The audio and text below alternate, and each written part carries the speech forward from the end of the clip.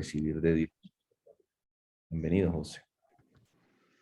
Bueno, muy buen día para todos, un gran abrazo, qué honor como siempre, qué honor, siempre le oro a mi Padre que sea con temor y temblor cada oportunidad de poder compartir. Ahí le iba a pedir el favor a Walter, está un joven, me está colaborando, está en Global Family, si a él le hace el compartir la pantalla para que... Ahí está lista. Ya está lista para que él la pueda manejar. Bueno, entonces, pues quiero comenzar antes de la presentación diciéndoles que todo comenzó recién mi conversión voy para 31 años. Un día estaba leyendo el Evangelio y me encontré con un texto del Señor Jesús que dice que es necesario hacernos como niños para entrar al reino de los cielos.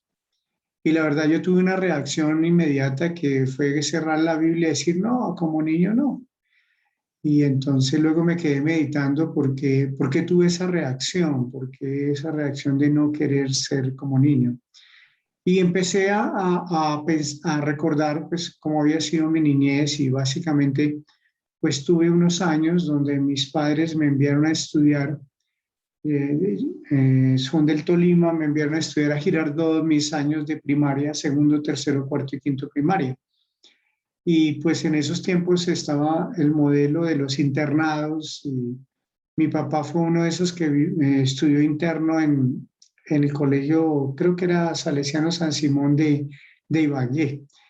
Y me explicaba que había unos internos que salían el fin de semana a encontrarse con sus familias y habían otros requinternos, que eran los que así nunca salían. Y él me dijo, y yo era uno de los requinternos, porque pues mis padres no podían estar yendo a visitarme. Entonces en muy pocas ocasiones me veía. Igual yo viví requinterno porque pues fui a vivir con una tía y con mi abuela, con un par de primos más y la verdad veíamos a nuestros padres muy pocas veces en el año. Eso generó pues vacíos y demás temores en mi vida. Y cuando yo llego al Padre, pues a leer las palabras, pues yo traía unas estructuras de mi paternidad eh, muy diferentes a lo que la Biblia decía. Luego, a partir de los 11 años, vinimos para Bogotá y pues mi relación con mi papá se volvió muy estrecha. La verdad, éramos uno, trabajábamos juntos, nos emborrachábamos juntos, que esa era la costumbre. Y entonces siempre fuimos muy cercanos, pero siempre quedó ese vacío. Entonces empecé a meditar de que la relación que uno tiene con el Padre marca mucho la relación que tiene con Dios el Padre. Y otra experiencia que tuve fue cuando me casé. Yo soy el mayor de 5 hermanos y mi esposa, Clara, es la menor de 9 hermanos. Entonces esa unión de ese par de criaturas fue muy difícil, porque nuestras estructuras de educación paternal eran muy diferentes. Yo tenía que asumir y asumir por años el liderazgo en la casa, responsabilidades con mis hermanas y mi hermano. Y claro, me caso con una niña consentida, que era lo que ella pedía, y le corría no solamente los 9 hermanos, sino el papá y la mamá. Entonces, imaginarán, yo tenía una estructura laboral, pues por la gracia de Dios, desde muy joven he trabajado. Yo le digo a mi hijo que cuando yo tenía 15 años, teníamos un restaurante, tenía 15 empleados y me decían Don José a los 15 años. Entonces yo toda la vida trabajé y pues qué pedirle a mi padre, yo lo que tenía era que trabajar. Entonces yo llego a la vida con Dios y me dice, no, eso ore al Padre y pídale al Padre que el Padre le da. No, yo no podía entrar en esa, o sea, y entonces mi esposa me decía, vamos a pedirle algo a Dios. Y yo le decía, no, primero ayunemos.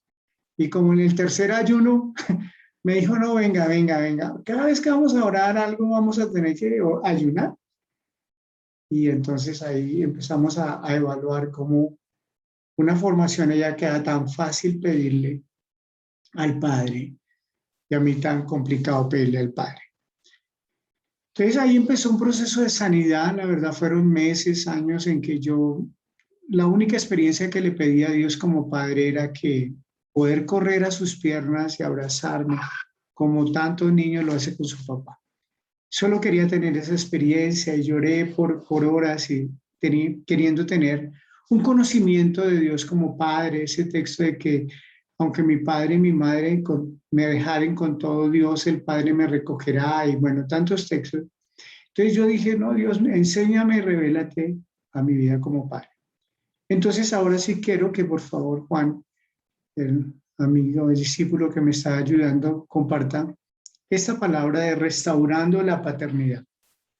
¿Y por qué usamos la palabra restaurar? Porque el significado de la palabra restaurar es colocar todas las cosas como al principio, como estaban en el original.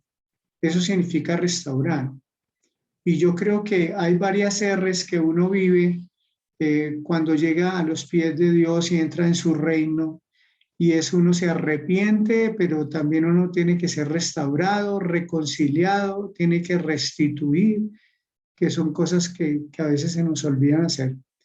Pero esa restauración de la paternidad es porque yo llegué a una conclusión, repito, toda relación que yo tengo con mi Padre terrenal marca la relación que tenga con mi Padre celestial.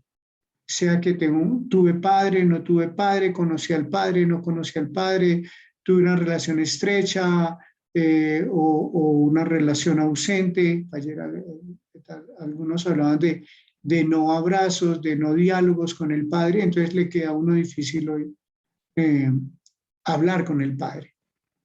La siguiente dice un texto que es el texto pues, básico en el que Dios trajo a mí. Recién me convertí, crecí en una congregación muy linda, muy numerosa, y la verdad era el principio de que el Señor Jesús era como el centro y luego vino un mover del Espíritu Santo, pero yo encontré este texto que me cambió la visión de lo que era mi caminar con Dios. Jesús les dijo a sus discípulos, yo soy el camino y la verdad y la vida, y nadie viene al Padre sino por mí. Y lo que yo entendí es que mi relación con el Señor Jesús no era la meta y no era el final, sino que era el Padre realmente. Y que el Señor Jesús, a través de su amor, su obra preciosa y maravillosa, su obra en la cruz, su sangre derramada, todo solo tenía un propósito, llevarnos al Padre. Como dice Pablo, reconciliarnos con el Padre. Esa reconciliación, por eso él dice que nos dejó el ministerio de la reconciliación, reconciliados los unos a los otros. Entonces eso fue como mi norte. Yo tengo que conocer, y más cuando el Señor Jesús enseña el Padre Nuestro, donde dice, de hoy en adelante oraréis así, Padre, Abba. Y entendí que en el cielo no hay una fuerza cósmica ni hay un ser superior, sino hay un papá que me ama. Estábamos en una reunión de pastores hace muchos años y estaban tocando unos temas teológicos de un estudio doctrinal que estábamos haciendo y empezó la pregunta para usted, ¿cómo es Dios? Y defina a Dios. Y pues hubo muchos conceptos doctrinales y filosóficos y teológicos. Y cuando a mí me preguntaron, yo le dije, no, pues él es mi papá, o sea, eso es todo, o sea, ese es como el centro de mi relación con él. El siguiente texto que yo sentí compartir hoy con ustedes y lo trajo mi padre, me lo trajo anoche, ayer que estaba preparando, cuando Walter me llamó para decir que compartiera hoy. Es un texto que está en Éxodo 4 y es un diálogo que Dios, el Padre, está teniendo con Moisés. Y él está diciendo todo lo que tiene que ir a Egipto y regresar a Egipto y sacar al pueblo de la cautividad, porque las oraciones habían subido delante del Padre. Y él le da esta instrucción a Moisés y a mí me impacta esta instrucción porque para mí estos dos textos, Éxodo 4, 22 y 23, es como la muestra de lo que es la guerra espiritual y de lo que fue la confrontación de Dios con Faraón. Y dirás a Faraón, y Jehová ha dicho así, 2 puntos, Israel es mi hijo, mi primogénito. Y el verso 23 dice, ya te he dicho que dejes ir a mi hijo, le está diciendo a Faraón, para que me sirva. mas no has querido dejarlo ir, y aquí yo voy a matar a tu hijo, tu primogénito. Sé que el tema de las plagas y el tema era simplemente una guerra entre dos padres, Faraón y nuestro padre, peleando por dos primogénitos. Por eso es que luego nos llaman a nosotros que somos los primogénitos, las primicias. Y todo tiene una enseñanza muy linda alrededor del primogénito. El primogénito en la Biblia recibía la doble porción en una estructura patriarcal, porque cuando el patriarca fallecía, el hijo mayor recibió una doble herencia, no para que se la malgastara, sino porque él tenía que asumir el rol patriarcal, entonces tenía su herencia y luego la herencia para seguir sosteniendo a la familia. Entonces me impactó este texto porque es una confrontación de dos padres por sus primogénitos, y esa debe ser como, pienso yo, nuestra labor de padres. O sea, estamos en pie de guerra, estamos en un mundo espiritual que hay que discernir y conocer para librar una batalla por nuestros primogénitos. Y el siguiente texto está en Génesis capítulo 16. Es una reflexión que años atrás encontré sobre Ismael. Ismael significa el que Dios oye, pero las características de Ismael nos dan una definición de lo que es la característica principal de los hijos hoy en día. Muchos hijos crecimos y crecen hoy en día sin una paternidad. Y entonces dice el ángel de Jehová, he aquí que has concebido, está hablando con Agar, y darás a luz un hijo, y llamarás su nombre Ismael, porque Jehová ha oído tu aflicción. El siguiente verso dice, y él será, escuchen esta definición, esa definición de lo que es Ismael, él será hombre fiero, su mano será contra todos, y la mano de todos contra él, y delante de todos sus hermanos habitará. Entonces, lo que hoy encontramos, especialmente en todas las sociedades del mundo entero, es una generación de hijos fieros. Muchos nos quedamos de que el hijo ya no es noble, ya no es obediente, ya no hay urbanidad, ya no hay respeto por las autoridades. Siempre entra en la estructura de que el Estado, de que la escuela, de que la universidad, de que el colegio, que qué vamos a hacer, que qué proyectos sacamos, de que la educación gratuita, bueno, y tantas cosas de las que se hablan que no son bíblicas. Pero todo tiene las raíces en la casa, porque crecieron sin un padre. Ismael creció, él estuvo a los 13 años y luego ya nació Isaac, y entonces ya vino la confrontación, y es cuando expulsan a Agar, y ya Ismael crece sin padre y se vuelve un hombre fiero. Cuando no hay una paternidad, cuando no hay un liderazgo, cuando no hay dirección, cuando hay soledad, cuando hay tantas cosas en los hijos, entonces crece la generación de hijos fieros, guerreros contra todos, no respetan normas. Bueno, lo vemos en las noticias todos los días, en las naciones, marchas, la gente, los jóvenes salen en nuestra nación Colombia, los jóvenes son los que salen a destruir el sistema bancario, los sistemas de transportes y demás. Entonces es un reflejo de lo que es un hogar sin paz. Y ayer yo les hablaba, Juan 5, por favor. En Juan 5, si pueden ustedes ahí tener su Biblia. Entonces yo empiezo en mi proceso de sanidad, de conocer a Dios como mi papá, como mi verdadero padre.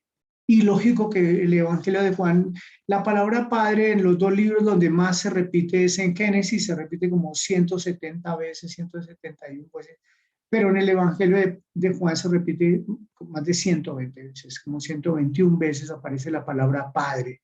Entonces yo me voy, Dios me lleva, y esto fue hace muchos años, recién me convertí, Dios me lleva a estudiar el Juan. Y entonces hoy quiero compartir algunos principios. Como dijo el pastor Walter, pues son muchos los que hay en la Biblia. Solo a través de este tiempo que me han concedido, quiero compartir algunos. Y entonces en Juan capítulo 5, de ahí no nos vamos a salir de Juan 5, a excepción de un texto de Juan 8. Lo primero que el Señor está, una frase que el Señor Jesús le responde a los fariseos que lo atacan porque le ha hecho una sanidad en el Shabbat. Dice, mi padre hasta ahora trabaja y yo trabajo. Entonces es el principio de la productividad. Y de la productividad, ¿por qué? Porque yo creo, a través de lo que la Biblia me enseña, que Dios nos da unos diseños de productividad a nosotros como hombres. Es más, la primera palabra que Dios le dice a Adán, hombre, que no está Eva todavía, es ve y labra el huerto. O sea, ve y trabaja. Entonces la productividad, el modelo que traigamos de nuestro Padre, y aquí hay algunos principios de la productividad, especialmente estos principios de productividad están en Proverbios, pero también en Levítico 25, donde hay unas normas sobre el jubileo y la productividad.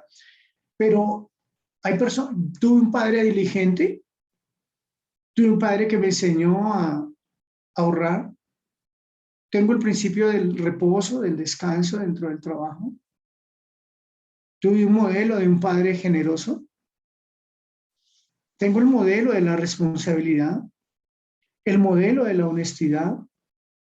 Nos enseñaron principios de mayordomía, administración, organización. Misericordia lo coloqué aquí porque hay un principio, es el perdón de las deudas. Y todos esos son principios financieros que yo llamo siempre de productividad, porque la palabra produjo y produjeron es la que más se repite en Génesis 1. Y yo siempre creo que la imagen que el hijo tenga de quién fue su padre a nivel productivo lo marcará siempre. Siempre lo marcará. Por eso los judíos tienen una costumbre, es que a los 12, 13 años hay una ceremonia que se llama el Bar Mitzvah, que es donde la mamá toma al hijo y lo lleva y lo entrega al padre en una ceremonia espectacular que hacen ante 7 hombres ancianos o ante el cuerpo de ancianos varones y se lo entrega.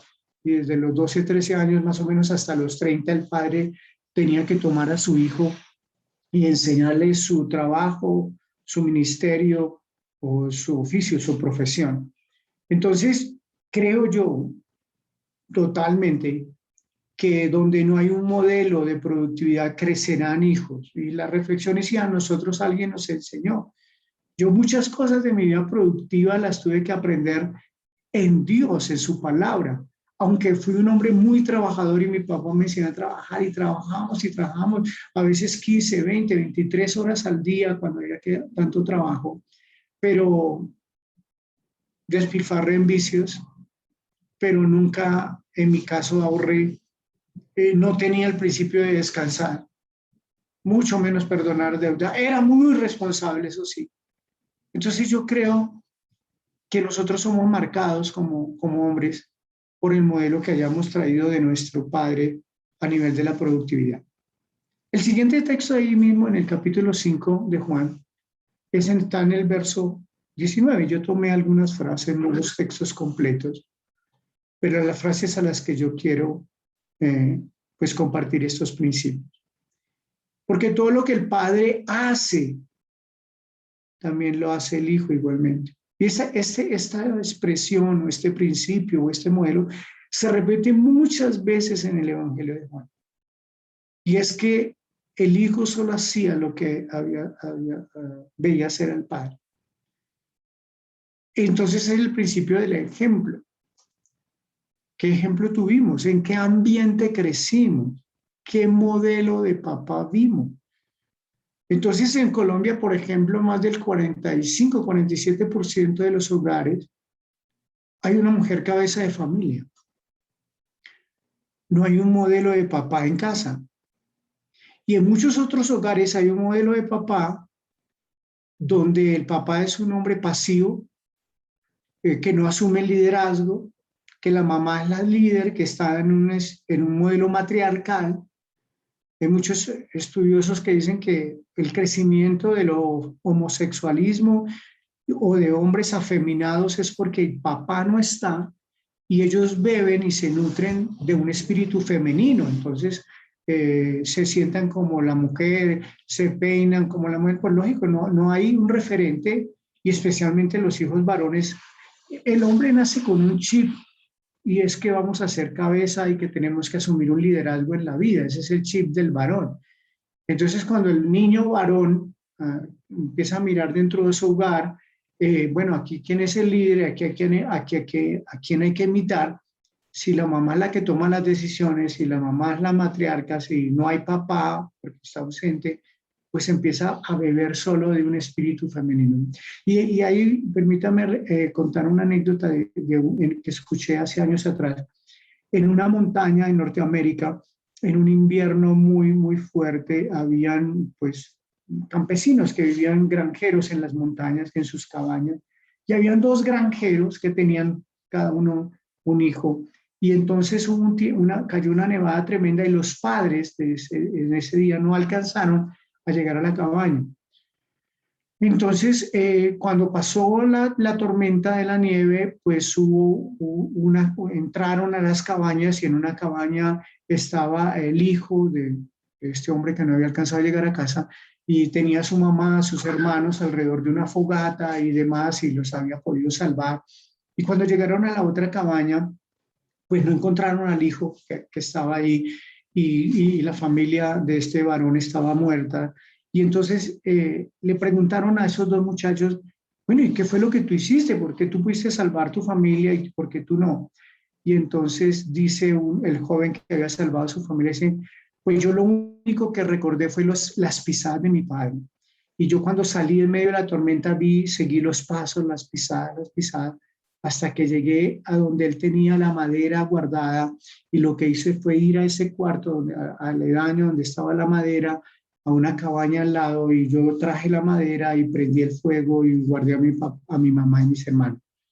Bueno, y al otro muchacho, ¿qué le pasó? Dice, yo también seguí las pisadas de mi papá, pero cuando yo fui siguiendo los pasos de mi papá, yo llegué a la taberna y me puse a beber y me emborraché y no pude llegar a salvar a mi mamá y a mis hermanos. Y eso es todo porque los expertos en liderazgo dicen que el ejemplo no es lo más importante en la vida, el ejemplo es lo único importante. Así que la reflexión hoy es, ¿qué vimos hacer a nuestros padres? Lo que haya, dice el Señor Jesús, yo hago lo que veo hacer. Y no hay otro más que una responsabilidad nuestra. Primero, y espero que esta predicación, esta reflexión, la veamos en varios sentidos. Primero, en que miremos si realmente yo tuve una relación así correcta con mi padre terrenal. Segundo, si yo ya la tengo con mi padre celestial. Y tercero, si yo estoy siendo modelo para mis generaciones. Es como en esas tres direcciones que yo siento que hoy Dios nos quiere llevar. El siguiente texto es el verso 20 y es una palabra muy corta que también se repite en varios textos de Juan y es que el Padre ama al Hijo. Y entonces yo encuentro el principio del amor. O sea, tuvimos un Padre amoroso y cuando yo hablo de amoroso es un Padre que abrazó, que acarició, que fue tierno, que vimos ser un hombre romántico con mi mamá, que si tuvimos hermanas fue tierno, fue dulce. ¿Cómo fue esa relación? O crecimos con el concepto de que los hombres no lloran, nunca recibimos abrazos, mucho menos besos, caricias. Uno de los principios de la bendición es el acariciar. Y se nos ha infundido un machismo incorrecto, donde el hombre no puede ser dulce, no puede ser tierno, no puede ser amoroso, no puede ser cariñoso. Y eso nos ha marcado mucho. Porque cuando llegamos a Dios el Padre, Él sí nos quiere acariciar. O sea, todos los textos que hablan de la paternidad de Dios con nosotros es de amor. Y por eso dice el Señor Jesús que si nosotros le amamos, compramos sus mandamientos y entonces amemos al Padre. Romanos 5 dice que el amor del Padre ha sido derramado en nuestros corazones. Entonces la reflexión es, ¿recibimos ese ejemplo de amor? Hemos permitido que el amor del Padre, a mí me impacta cuando dice la palabra de Dios, que no, Dios no nos da, que el perfecto amor echa fuera el temor. Dios no nos da espíritu de temor ni de cobardía, sino de poder, amor y dominio propio. Entonces lo que yo encontré es que en mi vida como hombre, cuando yo estoy frente a retos, con temor, de pronto con duda, de pronto sin saber qué hacer, pero si el amor del Padre yo lo conozco, si mi relación con Dios el Padre es de amor, es más, yo creo firmemente que el hecho de no pecar las personas, uno deja de pecar solo cuando aprende a amar al Padre. Eso no es por temor, ni al castigo, ni por obligación, ni por un dogma, ni por un rito, ni porque la iglesia, ni porque dicen, sino porque yo me enamoro tanto. Pablo escribe a los Corintios y me dice, porque el amor de Jesús me constriñe. O sea, cuando yo medito en el amor tan inmenso que tuvo el Señor Jesús para ir con gozo, dice Hebreos, a morir en la cruz por nosotros, yo digo, ¿cómo no amarte? O sea, ¿cómo no compensar este amor? Solamente amor, nunca podré parar de amarte. Pero si yo no tuve el modelo de papá amoroso, muchas mujeres en las consejerías matrimoniales se quejan de que el hombre no ama, no es tierno, no dice palabras lindas, no hay caricias, provee de pronto, o de pronto es un hombre ausente. Cuando viene la infidelidad es porque el amor se desligó. Cuando llega la monotonía a un hogar, a una familia, cuando los hijos crecen sin abrazos, sin caricias, crecen sin una idea correcta de Dios el Padre. Ahí mismo en el verso 20 hay otro principio muy lindo que dice que el Padre ama al Hijo y le muestra todas las cosas que Él hace y mayores obras que estas le mostrará. Y cuando yo encuentro este principio, digo, Señor, o sea que este principio es el principio de la visión, o sea, ¿a mí qué visión me enseñó mi papá? ¿Cuáles fueron los sueños que yo recibí de mi padre? Una vez encontré un texto, yo estaba hace muchos años preparando un congreso para hombres y yo le dije, bueno, Señor, ¿y qué es lo que yo quiero, qué es lo que tú quieres que se hable? Y entonces Dios me dijo, ve al libro de Reyes cuando David empodera a Salomón, porque Dios le dice a David, tú no me prepararás, no me construirás casa, porque tus manos están manchadas de sangre, pero tu hijo lo hará. Pero a mí lo que me impacta es el discurso de David hacia Salomón. Él le dice, esfuérzate y sé hombre. Eso es todo lo que le dice.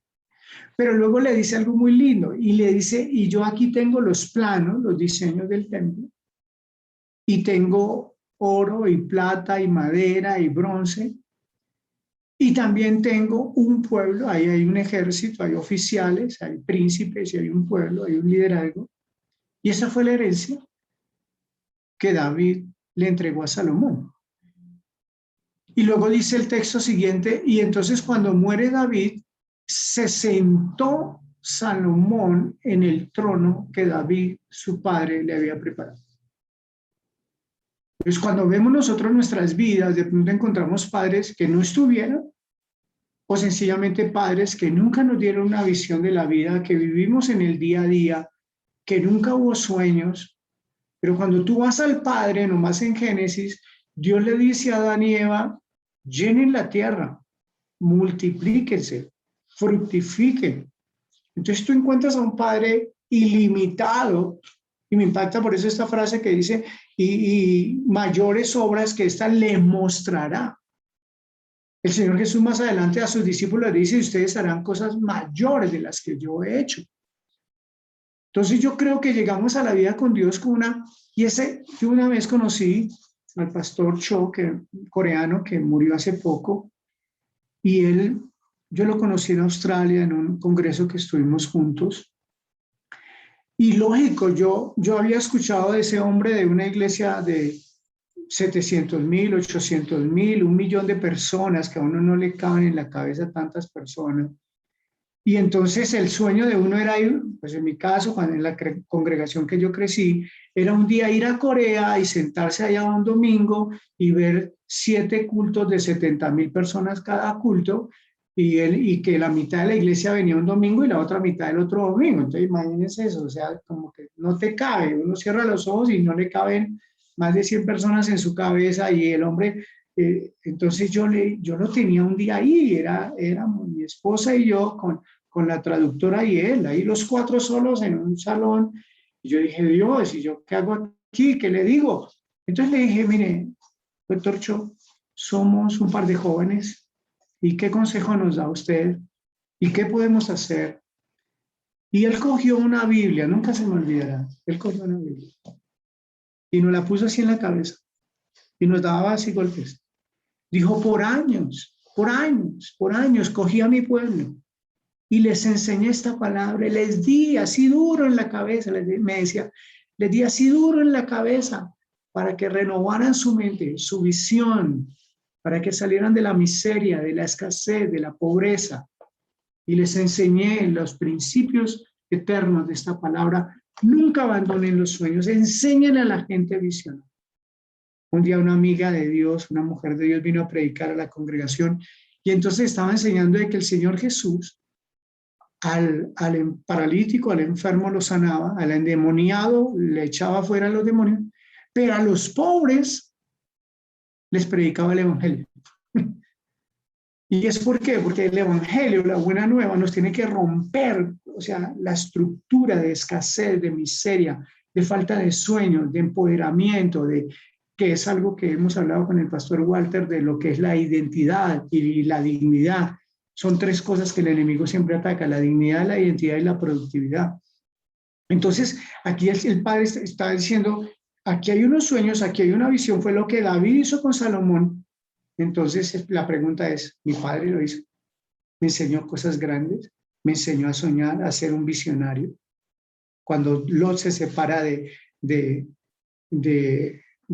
Abraham, inmediatamente se separa, que a propósito significa velo.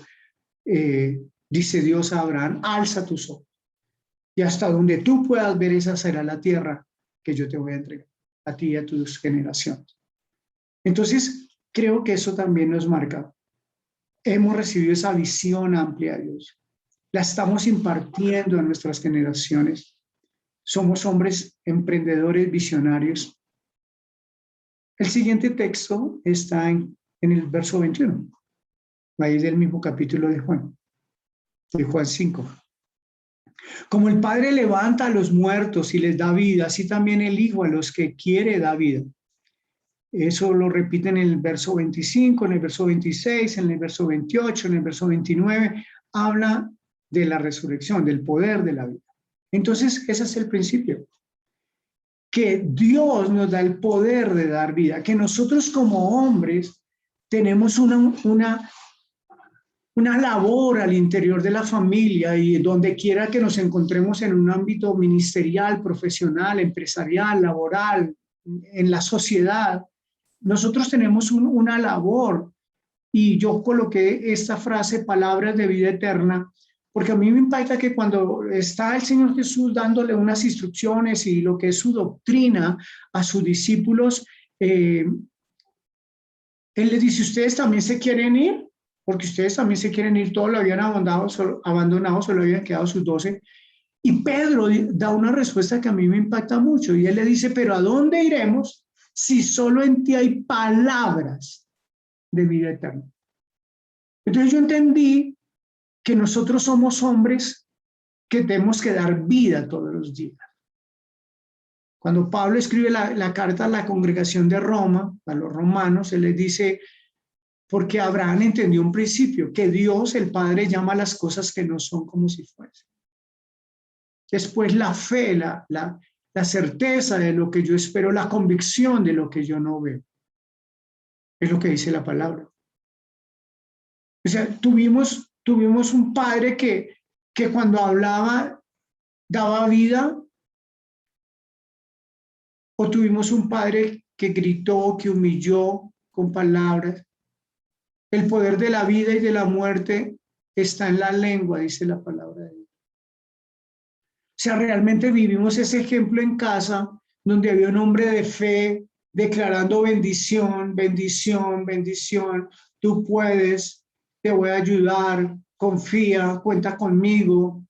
Tuvimos un padre que en medio de momentos difíciles siempre desató fe, vida a la casa, a la familia. O por lo contrario, encontramos hombres violentos o no estaba el padre. Entonces, de Dios el Padre, ¿qué aprendemos? Esto que Abraham aprendió, que en él hay vida y que Dios el Padre a nosotros, sus hijos, nos da la gracia y la unción para dar vida. Nosotros, yo siempre tengo un principio, o sea, que cuando yo tengo que hablar, si no puedo hablar cosas buenas, pues más bien me quedo callado, ¿cierto? Porque para quejarnos o para destruir o para ser negativos, pues sobra tiempo, pero crecimos muchas veces en ambientes negativos, en lenguajes destructivos, en contiendas, en roces.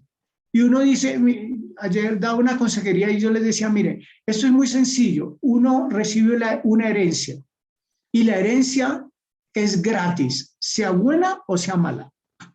Uno dice, no, pero eso a mí no me va ni me viene. Bueno, yo de usted, cuando me convertí, de los primeros textos que leí fue Éxodo 20, los 10 mandamientos, y uno de los mandamientos dice que habrá maldición hasta por 3 y 4 generaciones, pero que habrá bendición a 1000. Y eso fue lo primero que yo hice en mi vida con Dios. Yo le dije a mi esposa, oh, aquí dice que traemos una herencia. Y cuando me puse a estudiar raíces de iniquidad, que es la herencia que recibimos, cuando un bebé nace, tiene la herencia de 40 personas, padres, abuelos, bisabuelos, tatarabuelos. 40 personas te han dejado un ADN, te han dejado una herencia con la que ya venimos al mundo. Y nunca tratamos con la raíz, con la herencia, tratamos con el problema, con el pecado, con el fruto que vemos. Entonces, hoy la reflexión es, si recibimos del Padre ese ejemplo, si hemos aprendido del Padre Celestial y si lo estamos haciendo. Y lo que nos corresponde a nosotros como hombres, ser hombres de fe. Y siempre le hablo a los hombres. Sara un día se rió, pero Abraham salió. Y de pronto al principio Sara no entendió. Pero luego dice Hebreos 11:11 que por la fe Sara tuvo fuerza para concebir. Y yo siempre digo a los hombres, ve tú adelante, abre camino a tu casa. Abre camino por la fe, palabras de fe, de creación, de creatividad. Da palabra y luego vendrán los demás. Cuando vean tu familia, tu esposa, tus hijos, tus empleados, tus discípulos, todos vendrán después por tus palabras de fe y de vida eterna. El verso 22 de ese mismo capítulo 5, aquí hay un principio muy lindo. El Padre a nadie juzga, sino que todo el juicio se lo dio al Hijo. Y ahí hay una explicación muy linda. ¿Por qué al Hijo? Pues porque Él se hizo hombre y Él como hombre, Hebreos 4, dice que no tenemos un sumo sacerdote que no pueda compadecerse de nuestras debilidades, sino uno que fue tentado en todo según nuestra semejanza, pero sin pecado. Entonces, por eso le dio al Hijo. Pero en nuestra restauración de paternidad, ¿cuál sería el principio, por favor? Una capacidad para decidir. Hay un concepto teológico que a veces se ha mal interpretado, es que no debemos jurar, que los hombres, los hijos de Dios no juramos. Pues la Biblia dice que sí, que juremos por el nombre de Jehová. Lo que Jesús dijo era que no juráramos en vano o falsamente. ¿Qué significa en la capacidad de juzgar? Todos los días los hombres nos enfrentamos a circunstancias en las que tenemos que tomar decisiones. Y yo tengo que juzgar, yo tengo que sentarme y decir, bueno, esto está bien, esto está mal, esto es correcto, esto es incorrecto, esto es lo que Dios quiere o no quiere, y entonces decido qué hacer o qué no hacer. Si crecimos en un hogar de un papá que nunca tomó una decisión, que nunca asumió un liderazgo, que fue un hombre pasivo totalmente, pero Dios siempre nos dice, avancen, vamos. Él le dijo a Moisés, ¿por qué clamas a mí? Vamos, toma esa vara que te di. Dile al pueblo que avance, dile al pueblo que marche, háblale al mar, que se abra, vamos. No todas las veces nos resultará bien, pero una cualidad o una característica de los hombres es, tenemos que tomar decisiones. Y algunas fallaremos, lógico, pero hay que tomar decisiones. Hay que tomar decisiones. A mí me gustan mucho los deportes y aprendo mucho de los deportes y yo me río con mi hijo porque Cuando Peckerman era el técnico, y ahora veo que Reinaldo Rueda tiene un poco menos ese problema, pero Peckerman era el minuto 80, 85 y él estaba dialogando con 3 o 4 a ver si hacía el cambio o no. Y entonces yo decía, venga, por favor, que haga el cambio. Este man está ahí, por ahí es el hueco. ¿Por qué no toma la decisión? Y yo me reía porque yo decía, Dios, es un tema tremendo en todas las áreas. Ahora Reinaldo habla con Redín y hablan y vuelven y hablan y digo, Dios, pero tú ves a técnicos que lo hacen solos, que van y toman las decisiones, porque ese es el liderazgo del hombre. O sea, tenemos que tener una capacidad de juzgar, de establecer juicio, de decir, venga, yo esto lo voy a hacer, esto no lo voy a hacer. Y eso yo lo aprendí en Génesis 1, es una capacidad para decidir entre la luz y las tinieblas. A mí me impacta cómo el desorden destruyó la familia en la sociedad, porque hoy en día se quiere que el presidente, el gobernador, el alcalde, el ministro de salud, todos toman decisiones por nosotros. Venga, yo soy el que tomo la decisión. Josué dijo al pueblo, bueno, yo no sé ustedes a qué dioses quieren servir, pero yo y mi casa serviremos a Jehová. Él no dijo, yo voy a servir a mi padre, mi mujer, quién sabe qué quiere hacer, y mis hijos allá verán. No, había un líder, había un hombre que tenía claro, como Noé. La admiración que yo tengo por Noé es tremenda, porque es que ese hombre tenía 3 hijos viejos, casados, los 3. Y cuando este hombre va y les dice, chinos, hoy, cojan su mujer, vamos al arca porque hoy se van a cerrar las puertas y viene el diluvio. Esos 3 hijos grandes, guaymarones, viejos, casados, le dijeron, si mi papá dice es porque así es. Era un patriarca, era un profeta de Dios, era un hombre metido con Dios y sus hijos sabían y él tomó la decisión. Y eso tenemos que recuperarlo, o sea, una capacidad para decidir, para juzgar las cosas y tomar las decisiones. Luego en el verso 30, con esto termino, con este último principio. Él dice, no, perdón, no, son 2 más que faltan. El 23, discúlpenme, el 23 antes que el 30. El 23 dice, para que todos honren al Hijo como honran al Padre. Ese es un principio de honra. La honra tiene que ver con la valía, con la dignidad, con el respeto. Yo bendigo a mi papá, que aunque no era creyente, él siempre me delegó una honra delante de los empleados y aún delante de la familia. Pero yo lo que veo hoy en el día es miles y millones de hombres, hijos, que crecieron sin honra, sin valía. Cuando Moisés y Dios se ponen a hablar de que Moisés no va a entrar a la tierra prometida, entonces Moisés le dice, bueno, pues entonces tenemos que escoge tú, Dios, a alguien que me supla. ¿Quién va a asumir el liderazgo? Entonces Dios le dice, pues tiene que haber un hombre en que haya espíritu y vamos a buscar. Y digo, bueno, listo, entonces encontraron a Josué. Y le dice, listo, llámalo, pero llámalo y ponlo delante de todo el pueblo. Y luego ahí hay algo muy lindo que dicen al final de Deuteronomio y en el libro de Números, dice, y entonces Moisés puso las manos sobre Josué delante de todo el pueblo y puso de su dignidad en él. Y eso es un principio muy lindo. Yo veo hombres que creen más en los empleados y en las empleadas que en sus hijos. Hace años atrás hice un curso en la Cámara de Comercio sobre empresas familiares y vino un conferencista argentino a darnos la charla. Y la charla tenía que ver con quién está haciendo el relevo generacional.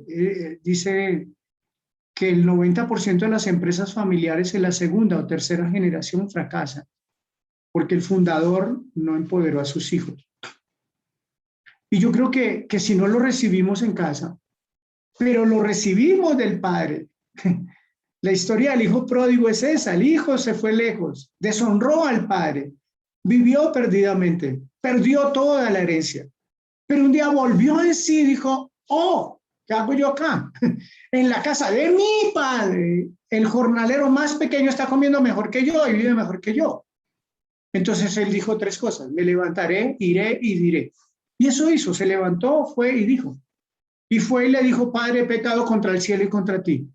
No soy digno de ser llamado tu hijo. Pero el padre hizo algo de honra, lo abrazó, lo besó, dice que comía la baza, la algarroba de los cerdos, debía oler inmundo, no tenía dinero, había gastado su plata con rameras, con prostitutas, dice la Biblia, pero el padre lo abrazó. Y luego hizo algo muy lindo, hizo una fiesta, le puso unas vestiduras nuevas, un anillo y un calzado. Le puso de su dignidad. Ese es Dios el Padre. Entonces, si nosotros llegamos en la vida que no sirvo, que yo fui la oveja negra, que yo soy un frustrado, un fracasado, en Dios encontramos esa honra, esa valía y esa dignidad. Y lo que Dios espera de nosotros es que hagamos lo mismo con nuestras generaciones, en nuestros círculos de influencia, en la familia, en la empresa, en la profesión, en el barrio, donde quiera, en el ministerio, seamos hombres que honremos, que aprendamos a honrar, que no nos duela la boca honrar a otros, dignificar a otros, empoderar a otros, a nuestros hijos. Y por último, ahora sí, en el verso 30, según oigo, eso es algo muy bello, así juzgo. Y mi juicio es justo porque no busco mi voluntad, sino la voluntad del que me envió. ¿La de quién? La del Padre. Ese principio es el principio de la obediencia, de la no rebelión. O sea, toda la vida de bendición o maldición está definido en Deuteronomio 28. Si oyeres atentamente la voz de Jehová tu Dios y todos los preceptos, mandatos y estatutos que yo te enseño hoy, estas bendiciones te alcanzarán. Mas si no oyeres y no pusieres por obra, estas maldiciones te alcanzarán. Señor Jesús habla en Mateo 7 del hombre prudente y el hombre insensato. Aquel que oye y pone por obra es aquel que le compara a un hombre prudente que edificó la casa sobre la roca y vinieron ríos, soplaron vientos, cayeron lluvias, pero su casa prevaleció. El insensato fue aquel que no oyó, no puso por obra, y entonces construyó la casa sobre la arena y vinieron los mismos ríos, la misma lluvia, los mismos vientos, pero fue grande su ruina. Venimos y a mí me impacta que especialmente Pablo hablaba mucho y Pedro de que fuimos libres de nuestras rebeliones y que él borró, el Señor Jesús con su sangre preciosa, nuestras rebeliones. Porque traemos un espíritu de rebelión contra Dios, contra la familia, contra las normas, contra la autoridad. De pronto tuvimos un padre rebelde. De pronto tuvimos un padre, escuchen esto, como Elí, que nunca puso límites. El mayor peligro en la vida de un hijo es no tener límites, no tener normas. Elí fue quitado del sacerdocio y sus dos hijos murieron en un día porque estaban fornicando con las jovencitas, porque estaban menospreciando las ofrendas y su padre no los estorbó. Y Dios los llama y dice: venga, mi hijo, por cuanto has amado más a tus hijos que a mí, se los quito y he quitado el sacerdocio de ti. Un espíritu noble me sustente, oró en el Salmo 51 David luego de haber pecado, desobedecido. O sea que nosotros tuvimos un padre, obedecimos al padre. ¿Cómo crecimos? Nobles, obedientes, humildes, sencillos. Este texto no está ahí, no sé si tengan sus Biblias, pero yo encontré en Juan 8. Estos dos textos que quiero leerles no están ahí en la pantalla. Pero, perdón. En Juan 8, 28 y 29 dice lo siguiente. Les dijo pues Jesús, verso 28 de Juan 8. Cuando hayáis levantado al Hijo del Hombre, entonces conoceréis que yo soy y que nada hago por mí mismo. Y escuchen esta frase tan linda. Sino que según me enseñó el Padre, Así hablo. Y mire el 29 que es más hermoso. Porque el que me envió, el Padre, conmigo está. Y escucha esta frase. No me ha dejado solo el Padre, porque yo hago siempre lo que le agrada. Ese es el principio más lindo, para que nos vaya bien en la vida. Lo único que tenemos es que obedecer. Yo siempre digo a las personas, la Biblia no es para cuestionarla, para filosofar. Tú lees y obedeces. Tú lees, pones por obra. Y esta bendición es que si el Padre me enseña cómo, a través de esta preciosa palabra, Él la dejó escrita, para que no nos imaginemos ni supongamos cosas. Vamos a la palabra, todo está escrito, del tema que quieran, todo está escrito en la preciosa palabra. Y el Padre no nos dejará solos. ¿Por qué? Porque siempre hacemos lo que nos agrada. En Getsemaní, el momento más difícil de oración, de quebranto del Señor Jesús, gotas de sangre, dice Lucas, salían de su frente en medio de esa crisis. Pero dijo la frase, si es posible, pasa a mí esta copa. Pero que no sea como yo quiero, sino como tú. Un problema hoy del evangelio del pueblo de Dios es que el centro es el hombre. Y se quiere agradar a hombres. Y se avergüenzan con los hombres. No se les habla de pecado, no se les confronta por temor al hombre. Pero ellos han desagradado a Dios y siguen desobedeciendo a Dios, sea por desconocimiento o sea por terquedad y rebelión. Y nosotros estamos siendo llamados a obedecer al Padre. Y estamos siendo, yo siempre le digo a los hombres, usted no tiene que gritar ni enojarse porque yo soy la cabeza, porque yo tengo la autoridad. No, se te ve, porque estuviste en obediencia al Padre. Y cuando tú te sometes al Padre, todos los que están bajo tu cobertura se someterán a ti. Esto no se trata de gritos, no se trata de imposiciones, no se trata de caracteres difíciles, se trata de someternos al Padre y el Padre nos dará gracia para ejercer obediencia. Si me permiten orar. Claro que sí, José, con toda libertad. Padre, te adoramos, Dios. Gracias porque a través del Espíritu y de la adopción te podemos llamar Abba, papito lindo. Porque aunque nuestro padre y nuestra madre nos hayan dejado o se hayan equivocado, tú nos has recogido, Dios, como hijos. Somos tus hijos por adopción, no por voluntad de carne, ni de sangre, ni de varón, sino por voluntad tuya, Padre. Y yo te pido en esta mañana, humildemente, Padre, que nos sanes, que nos restaures de las ausencias de nuestros padres terrenales, de sus equivocaciones. Hoy los perdonamos porque a ellos nadie les enseñó, porque no estamos llamados a juzgar a nuestros padres, sino a honrarlos, para que nos vaya bien en la vida, para que todo nos vaya bien y seamos de larga vida en la tierra, dice tu palabra. No se trata de juzgarlos a ellos, se trata de sanarnos, se trata de aprender, Señor. De ti, el modelo perfecto eres tú, Padre Celestial. Gracias por amarnos desde el vientre de nuestra madre, donde nos formaste. Y todas las cosas que estaban en el libro de cada uno de nosotros fueron colocadas todas sin faltar ninguna.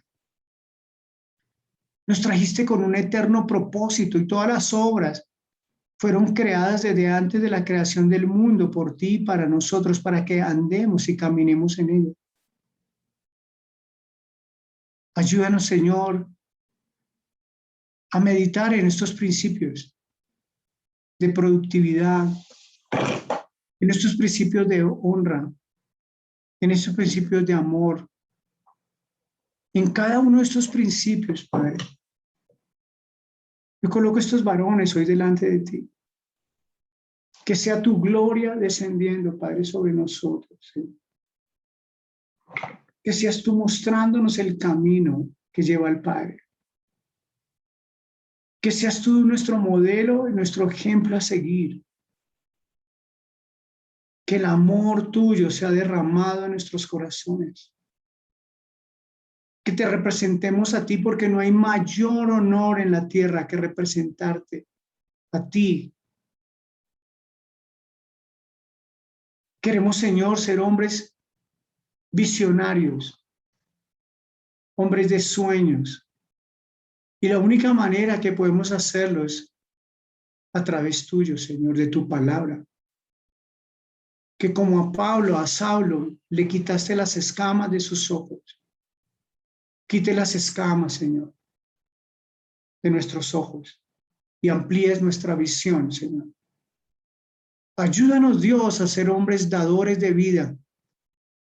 Que tengamos en nuestra boca palabras de vida eterna para quien nos escuche cada día, Señor. Para bendecir y liderar a otros. Quita la pasividad, la indecisión.